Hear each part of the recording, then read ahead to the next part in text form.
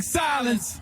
Hello and welcome back to the Big Silence podcast. I'm your host, Karina Dunn, and thanks for coming on back to hang with me. It is January, towards the end of January, and about the time that either you realize you didn't start your New Year's goals, or maybe you need a little boost. I've been pretty good. I've been going to my gym in person. I've definitely stepped back up my meditation practice, which I'm very proud of. I'm eating really healthy. My other resolution was to make meals at home again because I feel it's very meditative. So I'm making really fun meals from the Tone It Up nutrition plan, actually. And speaking of Tone It Up, just on January 23rd, so just a couple days ago, we started our new January fitness challenge. So if you're looking for something to get remotivated and have some fun, it's all about shadow boxing with our trainers, Danny and Dahlia. It's a really fun, and there's HIIT and shadow boxing, core, cardio, a nutrition plan, super fun. So just head over to toneitup.com, come join me, check in with me. If you do any of the workouts, keep me motivated and I'll keep you motivated. So today's guest, she is my new, I'm going to call her BFF. We did a podcast swap. It's Alessandra Torresani. And we have such great conversation. She has such a great outlook and great personality. You may know her from, she's an actress from Malcolm in the Middle, Arrested Development, Big Bang Theory, and many, many more. She's also a mental health advocate, as herself has been diagnosed with bipolar 1 disorder. So we dive into that. She has a really great perspective on, living with a mental illness and thriving and breaking the silence and the stigma. So make sure you share this. Maybe there's someone in your life who needs to hear this conversation. And also make sure you sign up for our newsletter at thebigsilence.com to stay up to date on any events that we have coming up. Yes, there are events in 2023. I want to meet all of you in person. And also keep in touch of when new podcasts are coming out. All right, so enjoy this episode. All right, Alessandra Torresani. Welcome. You said it beautifully. Oh, really? Well, it's a beautiful name. Do you know my actual name? I go by Karina Dawn since high school because my last name is Sahadachny. Sahadachny? Yeah, so it's Karina. That's beautiful. Thank you. Karina Dawn Sahadachny. But I was spending most of my days in, grade school. They're like, how do you pronounce your name? How do you spell it? It took me till second grade to know how to spell it. Is it Russian? Ukrainian. Ukrainian. It is beautiful. And I understand that must have been very hard because that's how it was for me. It was a very hard name of trying to spell and figure it out. So second grade, pretty good. Could have been longer, could have been high school. Yeah. I literally so vividly. Props to you. Thank you. I vividly have a moment of my dad dropping me off to school and I was getting out of the car and I turned around and I go, Dad, Sahaidachny. Oh my, he must have been so proud. He's like, this is the moment I've been waiting for. This is it. So, well, it's a beautiful name. Do you ever go by it when it's not in quote unquote professional, like in your personal life? Do you still use that or did you officially change it? I go back and forth in my personal life. I love the last name. I think it's beautiful, just like your last name, Torresani. Yeah. But it's a mouthful. Yeah. It's a lot for people. Do you always go by Alessandra Torresani? I do. What's funny is my original name the last name is Torresan, which you can still find on some of my IMDb from when I was a kid, because that was the name that my grandpa chose when he moved from Italy to become American and sound American. So, it didn't make sense for us to keep that name. So then we all changed back. So when I was in grade school, it was actually Torresan, which made no sense. It was a fake name. And then it went back to being the original Italian name because I had this Italian first name. So it made no sense. It was like, what? Yeah. So you're second generation? I'm third Third. generation. Okay. Well, second. No, wait, second. Your Yeah, technically second generation. grandpa. Yes, I had to think about that for a second. Yes. My grandparents came here in the 1950s, and then my grandma was pregnant with my dad, and so he was first generation. I'm second. But they also changed their names. My grandmother had this beautiful name, Anastasia. And I don't know if love that name so much. Anastasia, however you pronounce it. But she went to Nancy. Nancy from the Midwest. Where did Nancy move to? The Midwest. No. Right. Oh my gosh, Nancy. And so then my grandfather was Ivanovich, which is my dad's middle name, but he changed it to, I'm going to let you guess. Ivanovich. So he changed it to, I'm going to say Bob. Close. That is my husband's name. Robert. No. John. I mean, Bob, John, same idea. You know what I mean? Same idea. Oh my gosh. But isn't it funny that they felt the need to become like, oh, we're going to be like fit in the box and be American and hide kind of, they truly were, right? But it was just kind of easier to say, it's interesting. My grandpa's last name, it's Glow, Glow. And that's what my mom goes by. It's like the coolest name. That is a cool name. But then we found out, like, if you go way back, it's like Glowchowski or something. Like, we don't even know what it really is, but that's what it. And it's just like, wow. It's like, think of all the names and all the like melting pot of cool names we would have had in America if it wasn't for Americans being like, we want to change it and have this boring name, Yeah, but you said too. It's Nancy. Like Nancy. Anastasia. I love that name. But yeah, like you said, it's like fitting in and to the mold, which is what also we're going to have the conversation today too, and how you've been through such a transition and being very vocal about mental health, mental, illness and all of that, and opening up that conversation where you feel comfortable just to be who you are. Totally. And I'm excited to talk about it. I talk about it so much that sometimes I feel like I'm so numb to it. Do you ever feel that way with your like mental health conversations where you said a story so many times that it almost loses the like shock value to where some people are like, oh my God, that happened to you. And you're like, I've said it so many times. Like at this point, like.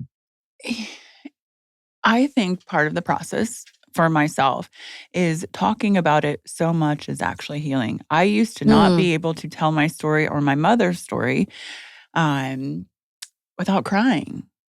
But interesting. Through talking about it so much, now it's like, it's normalizing that conversation. Right. And so I'm not normalizing it to a point where there's no empathy, because there's so much empathy. No, of course not. No. It's just you've talked about it so many times. And I think that's what a lot of, I'm sure you do too, but like a lot of things, like a lot of people will always reach out and be like, how did you get so comfortable sharing this? Like you say it like it's like a list of groceries. Like, oh, I went to the store and I got a banana, and when I'm talking about bipolar disorder.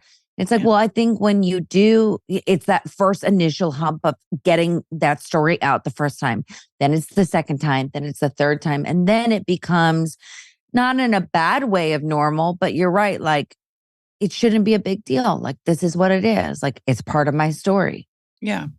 And no shame. Even when starting Tone It Up too, I was like, nobody can know about my past. My mom, schizophrenic, and suffered from depression and who knows what else.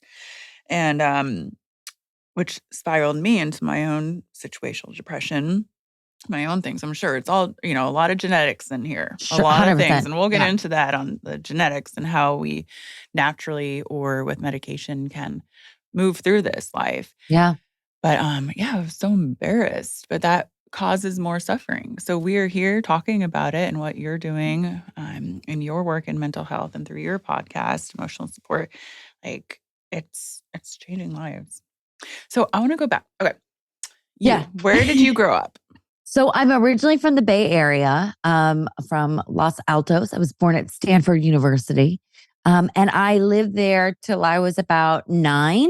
And then I would go back and forth to LA for the next couple years, kind of for pilot season. I was a competitive dancer my whole life. And so I traveled all over doing competition dancing. And I got asked to audition to be a host of a kids club in the Bay Area. And I got it. It was like wild. And we we shot it every weekend, Saturday and Sunday. And I would interview people like the mayor of San Francisco. I interviewed the San Jose Sharks. I interviewed really cool people. And I did this when I was really young. And I got bit by the camera bug that way. Mm-hmm. And that's when we started to try out LA and Hollywood. And then we ended up moving to Los Angeles, probably like officially when I was like 11, 12. So your family moved with you down there because you just like. So my dad could kind of be everywhere. My mom, just kind of gave up everything and was like, let's do it, And she actually went to business school at UCLA. So she was very familiar with Los Angeles and I think secretly wanted to come back. So it was great, but it was kind of whatever I needed. And they saw that this was my passion. And so it's like, let's follow that passion where it is and listen to it and go with it. So I was very, very, very lucky that I ended up here. And now I'm home in Los Angeles still. Wait, so how long have you lived in LA? I'm 35, so a long time. Long time, yeah. That's like your home. Longer here than the Bay Area, that's for sure. Yeah, I know. I moved to LA when I was 18, was there for 20 years. And I was like, I lived in LA longer than Indiana. Isn't that crazy? Like when you think about it, you're like, oh my God, I've been here this long. Like where has time gone? Yeah. So you're a creative kid and I've already talked in the intro about all your successes and everything, but how do you move through this? What does that feel? And I want to get into, focusing most of the discussion on your mental health and bipolar and what that process was like for you growing up and then having the recognition and moving through this. Well, what's interesting is I was not officially diagnosed until I was in my 20s. Yet there were signs of bipolar disorder or something was there constantly. It started when I was really young. I would just out of nowhere just bang my head against a wall. I did it in an airplane one time. There was a moment when I was about 5 years old where I couldn't cross thresholds, which meant I couldn't go from one side of the door to the other. And it was because I was such a perfectionist that if I knew I couldn't be better than I was the day before, I didn't even want to put myself in the situation where I would go outside of my front door. It mostly would happen in the dance studio or in the karate studio, where I literally couldn't walk from one part of the front door to the other side. I mean, it was wild. And at that point, my mom knew that there was definitely something wrong. And not wrong like in my child like cursed, it's bad. It was like, no, there's something different. That's not, how does one day a 5-year-old wake up and everything is completely different? Like it just didn't make sense. And I had talked to therapists and all different types of people. And the modality that actually worked for me at the time when I was 5 was hypnotherapy. And that was just a game changer for me. And I did hypnotherapy, worked. All of a sudden, I didn't have the fear. I didn't have this, panic. I didn't put the, brakes on the door. And that was like a huge moment. And so that sign kind of happened around then. There'd be little signs here and then, but it didn't really happen where there was an aha moment, like of that something is really messed up till I hit puberty. And I think a lot of people, who suffer with mental illness. I'll say this. I wouldn't say a lot of people. I'll say the people that I've spoken with from my own personal experience, when you hit that hormone and everything gets turned upside down, everyone will be like, oh, it's just the hormones. You're going through puberty. Like it's those teenage years, But a lot of the times that's when the mental illness will spark. That's when it'll come, in your face and be like, I'm here. And at the time, therapist had put me on antidepressants, which if you're living with bipolar disorder, it makes your highs higher and your lows lower. And it also, caused me to be suicidal, which I never was before. There were certain, it created a rage and an anger inside of me, which did simply the highs higher and the lows lower. Like that's just what it did. Yeah. And still at that point, I'm 15, 16 years old and the diagnosis still isn't there. And it took me till I was on this TV show called Caprica. I was 21 years old. I just turned 21. And between 20 and 23, when I was on the show, that's when I had gone to an acupuncturist who said to me, has anyone ever said to you, you might be living with bipolar disorder? Wow. And I said, no, what's that? I've been going to therapist. And he says, well, I work with a lot of creatives and the symptoms that you're having, the outbursts, certain things, the panic, it just kind of fits. I would maybe go and talk to someone. And the second I talked to a new psychiatrist about that, they were like, yep, this is 100% what it is. But I mean, that is years that it took to properly diagnose. You started going to hypnotherapy at 5 years old. Yeah. Number one, so your parents were educated. I mean, I assume your parents were super educated. Yes. So was bipolar or some kind of mental health disorder, illness in your family? Is there genetics with that? There is. We used to always laugh that my dad's mom, was crazy and would always be like, oh, she would always threaten to hit, her husband with a frying pan and scream and have these outbursts. And it was like, oh, she's so crazy. Ha ha ha, And now looking at it, I mean, obviously she passed when I was very young. So it's not like I can sit here and diagnose her now, but there was definitely signs of bipolar disorder there. With my father too. I mean, we do not have a speaking relationship, but there are similar signs that he had that it's quite obvious, it's the proof is in the pudding, what I mean? And it's absolute genetic. And you can understand that. You can see, Yeah. I mean, my grandfather was diagnosed with paranoid schizophrenia. My mother was diagnosed, skipped a generation here. And that was part of my biggest fear because I saw the struggles of my mom for her entire life. And it was like, she lost everything, but she didn't want to speak up. She was ashamed, the stigma. Yeah. She was mad when I started working with NAMI on the board and National Alliance of Mental Illness, like maybe 6 years ago.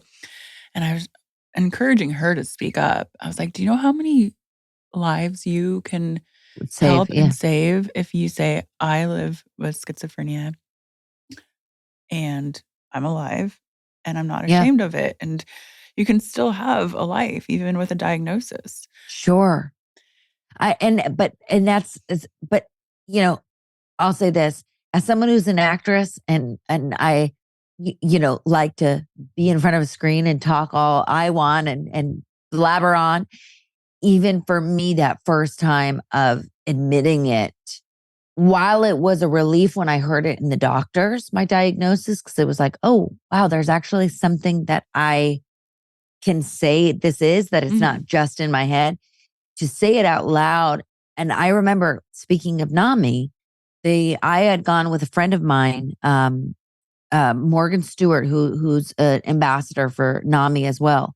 And she was being honored and she was at this luncheon and she was like, do you want to come? I know that, you live with mental illness. You understand, you're part of this. And I had gone up to someone after hearing all these wonderful people speak. And I had gone up to someone who previously was at NAMI. And I'd gone up to Katrina and I said, hi, I'm Alessandra. I was like, I'm an actress. I was like, I live with bipolar disorder and I've never heard anyone else speak about it the way that these people are speaking about mental illness. If you ever need help, like I'm here for you.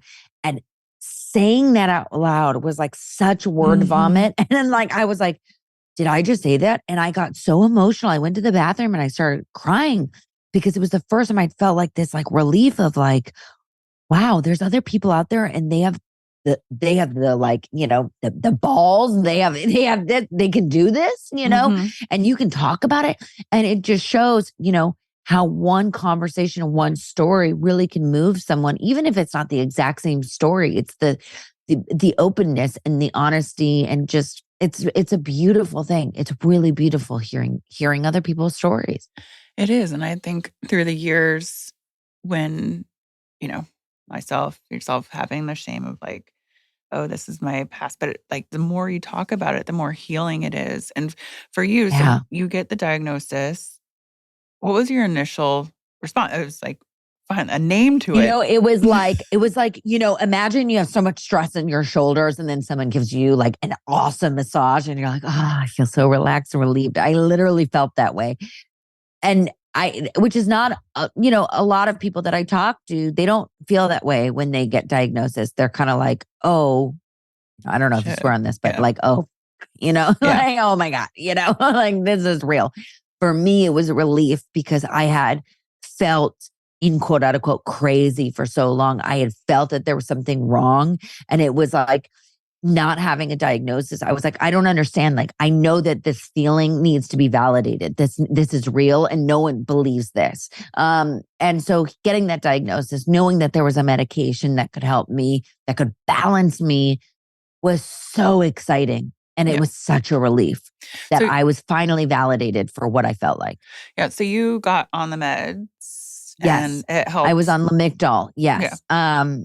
Which was great because the one thing I was fearful of that I will say was being an actress, right? I have to cry on command and I have to show all different types of emotions. And Mhm. I was very fearful of being on a medication that would numb me because Mhm. I was used to that. I had been on that with the antidepressants when it made the highs higher and lows Mhm. lower. It also gave me a sense of numbness, like of not being able to feel anything. And I didn't want to be able to not feel anything. It's my job to feel things. Right. And being a So creative. that was, Yeah. yeah. So knowing that other creative types, other actors, musicians, the people were still able to be their true, authentic self on this medication was just a game changer for me. Yeah, I know. Same with my mom. Why she never wanted to take meds. Number one, she was an artist as well, and she couldn't be creative when she took her meds. And then it's finding that like cocktail too. And we talk a lot about that Sure. in the with NAMI and the Family and Family program there, like understanding like you have to figure out the right one for you. And Yeah. then some, personal choice you want to be on or you don't. And then Yeah. what are the other so are you on meds now? Because I know during pregnancy, it was a big thing for you. So, right. So when I got pregnant, I had, it was not oh, I'm just going to get pregnant and it's going to be fun. It was quite a planned out thing because, I had been told by so many doctors that if I'm on my medication and I stay on and I get pregnant, it would be high birth defect rates. My baby probably wouldn't survive. I probably would have a hard time getting pregnant. I had been so scared that I thought, you know what? My husband and I had a conversation. I was like, you know what? If we're going to do this, let's do this. And I'm going to slowly wean off my medication in a proper way with doctors, with help. And I made a decision with him that it was like, if it gets so bad where I'm halfway off my medication and this is not going to work, like we'll figure out another way, we'll have to have that conversation. But I did get off my medication, with the help of lots of people, stayed off. I'm currently still breastfeeding. Mm.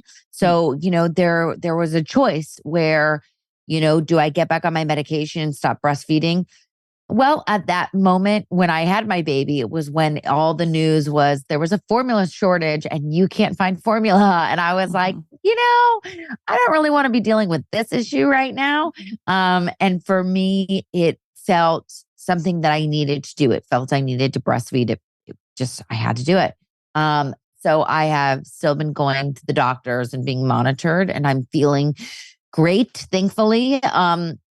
And there's been no, knock on wood, hardcore postpartum depression, That's great. which was something that I was very fearful of. But I was very lucky because through the podcast, I was able to meet so many specialists in maternal mental health, Mhm. which is something that is not talked about enough. And so I was very lucky to meet great, great resources and be able to provide those resources and not be able to have to use them to the way that I thought I was going to have to use them. Um, I'm not on my medication right now, but I plan on going back. as soon as I finish breastfeeding. That Yeah. was my long-winded answer to that. Did you go through withdrawals coming off? Because sometimes I can hear it can take up to a year or to I went down 25 milligrams every 2 weeks. And then I would reassess. And sometimes it would be a little bit longer. Sometimes it would, we would go back to the 2 weeks. I did not have any withdrawals. I would say that the hardest time with getting off the medication was the first, I would say 50 milligrams. And that was like within the first month. Yeah. Because it was just weird. It was like an adjustment to my body. And I think that would have been, I mean, I don't know if this is me thinking this. I think it would have been like that for any medication, not just the bipolar medicine, just because your body, I had been on this medication since I was 22 years old and I was 34 when I got off, So, I mean, that's a long time to be on steady medication in general, and change. But I did not have the withdrawals that I was expecting that I've heard a lot of stories of people. So I'm just curious, so with bipolar 1 disorder, Yes. you go through these manic moments, Mhm. these episodes that come up. So I'm just curious for myself too, like Yeah. the difference of what that feels like when you're on medication and now that you're off, are you having those episodes? And now because you have the diagnosis and you understand and you probably have learned about your body more and your mind, are you able to realize when an episode is coming on and ask for help? It's really funny to me. Since I've given birth, I have noticed and been so much more in touch with my body than I ever had been before. Mm. And I don't know if it's because the baby or what, but I can feel almost, I like to explain whenever a manic episode's coming or I'm feeling like this rage inside, it's like a volcano in your stomach and you can feel the lava slowly coming up, Mhm. and then there's the big explosion, right? So I have gotten to a point where if I even feel a little bit of lava brewing, as I like to say, I am now like, okay, right now my focus, I know I cannot be on my medication. So what can I do to realign my body, realign my mind, because I have this baby right now that I have to take care of. So does that mean I go into transcendental meditation? Does that mean I just take a step outside? There are certain things that I have to figure out. Do I have some tea? What did I eat that might have triggered something that would have been upsetting to me? I've really had to take a pause and really just like have that moment and really just like focus in and not allow anything to get as bad as it was. During the second trimester is when I had a big mental breakdown where I feel like it was a hop, skip, and a jump away from being, locked up because I was like, oh, this is really bad, but I think because I've lived with the diagnosis so long and I've lived with mania so long of knowing it's that volcano, once that explosion happens, like it's downhill from there, and it's going to be a wild ride. I think because I've felt that feeling so many times, I'm able to identify it and know what are the steps that I can take to kind of stop it, and be extra aware more so than I ever was before, and dependent on medication. Yeah. And just because I was on medication, I think that some people may not be aware. Just because you're on medication doesn't mean you're not going to have a manic episode. I mean, I've experienced so many manic episodes being on the medication because, like you said, it's an adjustment, right? It's a cocktail. Sometimes you have to go a little bit higher on the medicine. Sometimes you go a little bit lower. When it's that time of the month and I'm about to get my period, my hormones are rushing and crazy. It's a higher chance for me to have a manic episode. And that's just me. So I think that just being in tune with the body. Yeah. And so then you mentioned some of your modalities are transcendental meditation you do. And and even in that episode that you were able to be like, okay, go do this because you've trained your mind through living with the diagnosis for so long and then getting in nature. What else do you work out? Well, I think I have to also say, I think what also helps is having people hold you accountable. Mhm. And being able to be surrounded by my mom, who's my best friend, and my other, best friends in my life and my husband, they can also see things if maybe I can't. Yeah, Because a lot of the time, those of us who live with mental illness can't see when it's bad, when we spiral. So being able to have them help be like, I think that let me just hold the baby for a second. Why don't you just go for a drive? that's Or like, nice. why don't you go do something? I think that really helps. And I highly recommend you find at least one person, whether that be a therapist, a professional, or someone personal that can help out. But for me, it was really hard during the pandemic because, like I said, I was before. I'm a professionally trained dancer, and dance movement is probably the biggest help in my life. It Mhm. just gets me out of my head. It makes me actually Mhm. just completely zone out and zen out. So, any type of movement really can help, especially dance. If I have an opportunity to go take a dance class like that, that will really help center me and realign me, whether it's even just taking a bath, as stupid as that is, or, It's not going, stupid. No. into your car and putting music on and screaming as loud as you can.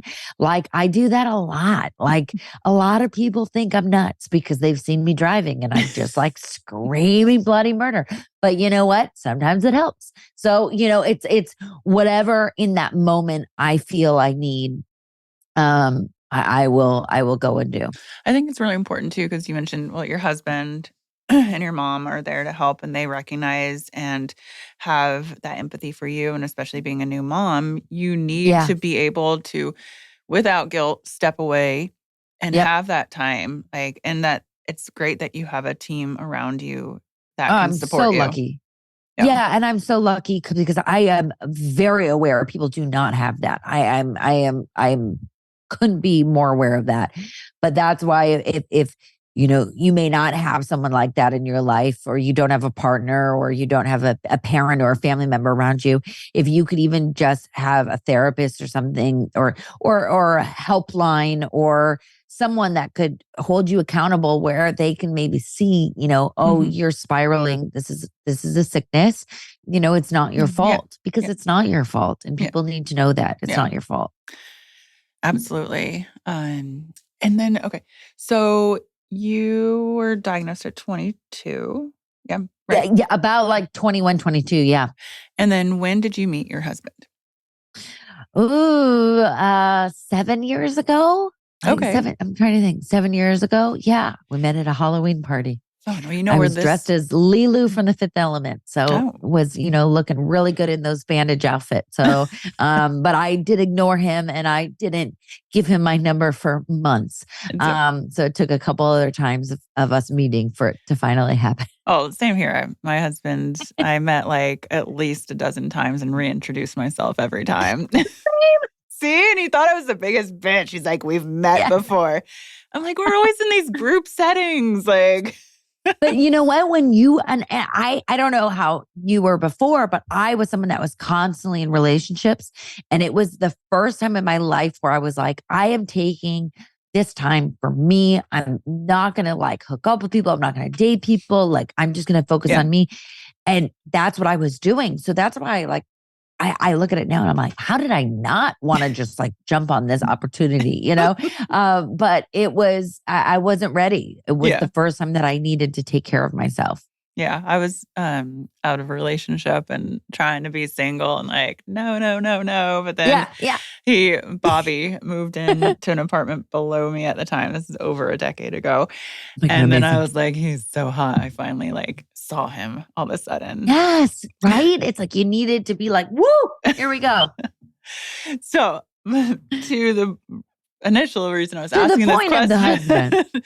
So, at what point do you have that conversation with your partner of, "Hey, this is me," and then because I know with Bobby, I had normalized growing up with a mom with, schizophrenia and having her in my life and being her caretaker and this and that, and he was just, like, put into the situation right after we got married, and she showed up at our house, and he's like he just didn't understand what was going on, so we took the NAMI family to family course together. I think it was like 12 or Oh, 13 that's weeks. And amazing. it was his idea. He wanted to educate himself. So he knew Right. how to support me as his partner and then also to have empathy for my mom. So it's a great course. Anyone out there, like it's in person or online. Great course just to educate yourself. So at what point do you tell your future husband Wow, about this? I love that you guys did that course. I think that's so cool. I actually told him, I think it was the second sentence that I ever spoke to him about life and introducing myself, honestly, because I, just to preface this, I had a lot of relationships where I would wait to share my diagnosis. And the moment I did share my diagnosis, that was a button that they would press. When it may be fault of their own. If someone, for instance, was cheating on me, it was my fault because I was bipolar. Or if, I had accused someone of something that turns out to be factual, it was my fault because I'm crazy, I'm insane. So I always said to myself, the next guy that I meet, I'm not going to hide this. I'm not going to keep this and be shamed about it. And then when I finally do open up and be vulnerable, have them use it against me. I'm just going to be open and be like, this is who I am. Love me, but warts and all, let's go for it. And I said to him, I said, oh, by the way, I live with bipolar disorder. So you can either like deal with it or not, but this is like what it is. Like, this is my life. Yeah. And he's like, oh, okay. And what? Like, cool. What, Yeah. And but I think because he normalized it so much, and I finally, for the first time, felt like, oh wow, it's not like a scarlet letter. That's what it felt like always before with other relationships. And with this one, it just felt fine. And he's been so open especially when it came to the pregnancy.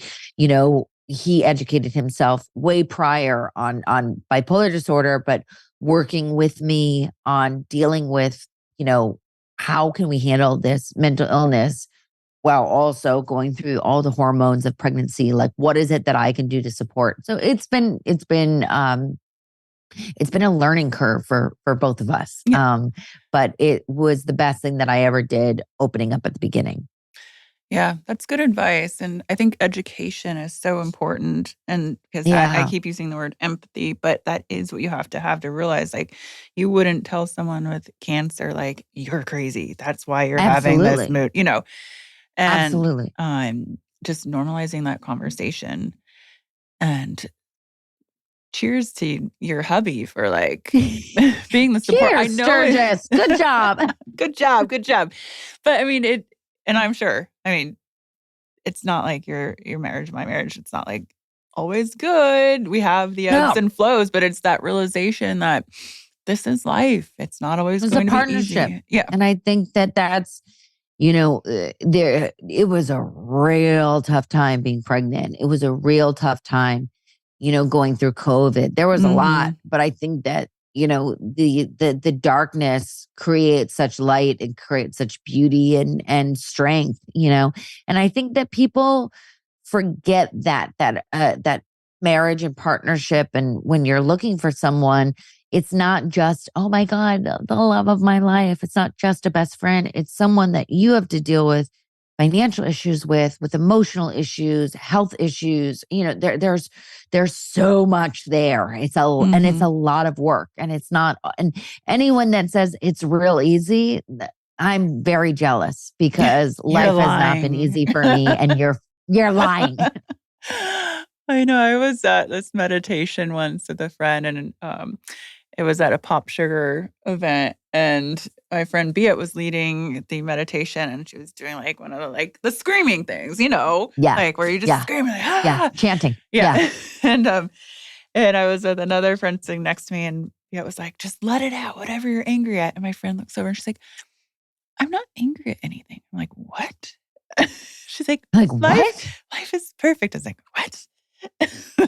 What does that mean? How? Perhaps there is a how, and it does exist. I don't know. Yeah, maybe. So, Alessandra, I want to continue our conversation on your podcast, which we're doing in a few days. I know. I'm so excited. emotional support podcast, because this is a really fun convo. But I want to make sure everyone heads over there, and we'll release some at similar times. Yeah. And a shout out to our friend Jen Byrne, who I connected know. us. Jen Byrne is the absolute best. And I just have to say, I was in such a weird place with the pregnancy because I didn't announce it until I was in my third trimester, which it was superstitious things. And I was like, what if you never know, and also I didn't know how to handle it of how do I talk about my mental illness and that I got off my medication when I'm someone that's been preaching about medicine. Like there was just a lot that was like going on. And I had reached out to Jen because I said, I really want to write an article. Like I felt that was something that when I was pregnant, I felt such an urge to do is I constantly was writing. Like and I never was that person. I just was writing down every day. And she said, I really think that this is a story that needs to be talked about because, you hear about, hormones changing your body and when you're pregnant, pregnancies and stuff, but people don't talk about the kind of like messed up part of it of, what do you do beforehand? Like, let's talk about, doctor information about medication that it's not tested on pregnant women because the gestation period is not long enough. And who also wants to be a test dummy when you're pregnant? You don't want to do that. Like there's so many things. And she was such a doll. She goes, I really feel like let's get this out on the biggest, way possible. And so, she had talked to People Magazine and they were so awesome. And they were like, absolutely, we want to, talk about this and write about it. And it was great. She helped me out so much. And she helped so many families out there who had been dealing with the same thing, but had never heard anyone talk about it. And it's a very shameful thing being pregnant and having a mental illness and going into a doctor and talking about it. You're shamed a lot. And so to know that I wasn't the only one and that other women out there have not been the only ones, like she really just did such a solid. And so, and now getting to meet you, like this is so great. It's about sharing these conversations and normalizing it, like you were saying earlier. Yeah. So shout out to Jen. Woohoo! And you need to get out to Austin again because Jen's here. Yes, I am so ready. My baby has cowboy boots. So little cowboy boots. So it's time to bring those out and just work it. Hell yeah. All right. Well, thank you, Alessandra. I love this conversation. I look forward to our next conversation in a few days. Yes. And yeah, everywhere to find Alessandra and her podcast, Emotional Support, is in the show notes. Woohoo! Thanks. The big silence. The big silence.